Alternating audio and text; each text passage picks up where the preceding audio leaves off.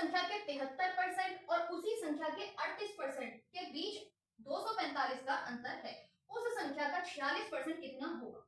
जैसा जैसा क्वेश्चन ने बोला है वैसा वैसा हम करते जाते हैं। क्या बोला है, किसी संख्या, अब वो संख्या तो हमें पता नहीं क्या है, क्या करेंगे, उस संख्या को हम मान लेंगे 100, हमेशा 100 ही मानेंगे, परसेंटेज के ऐसे क्वेश्चन में हमेशा 100 मानेंगे, ठीक है। क्या बोला, उस संख्या का 73%, तो 100 का 73% कितना होता है, ऑब्वियसली 73 होता है। फिर उसके बोला है उसी संख्या का 38%, तो 100 का 38% कितना हो जाएगा, 38 हो जाएगा। क्या बोला है, दोनों के बीच का जो अंतर है वो कितना है, 245, लेकिन दोनों के बीच का अंतर तो 245 नहीं दिख रहा है, यहाँ पे कितना दिख रहा है, ये आ जाएगा 35।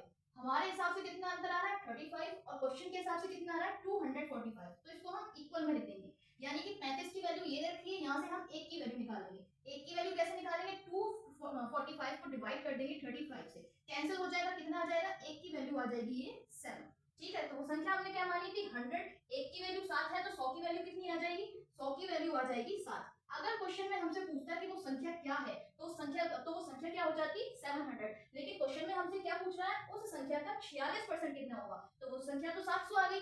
अब 700 का निकाल देंगे 46%, 46 अपॉन में लिख देंगे 100, 2 जीरो से 2 जीरो कैंसिल, यहाँ पे कर देंगे मल्टीप्लाई, 6 7 जा 42 का 2, 4 कैरी आ जाएगा, 4 7 जा 28, 4 ऐड करेंगे कितना आ जाएगा, 322। सो आपका करेक्ट आंसर क्या हो जाएगा, 322।